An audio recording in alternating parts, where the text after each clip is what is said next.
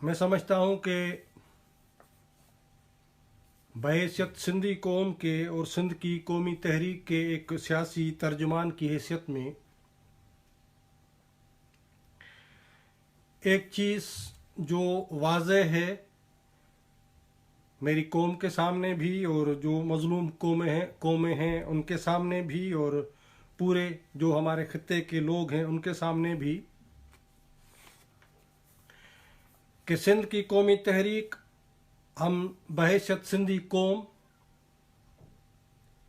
सिंध के जो कौमी और तारीख़ी मफादात हैं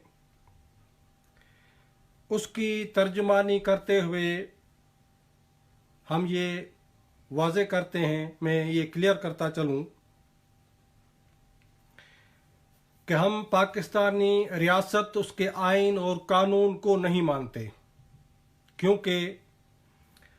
हम समझते हैं कि पाकिस्तान का आइन, कानून, उसके इदारे तारीख़ी मज़लूम कौमों के लिए ज़हर कातिल हैं,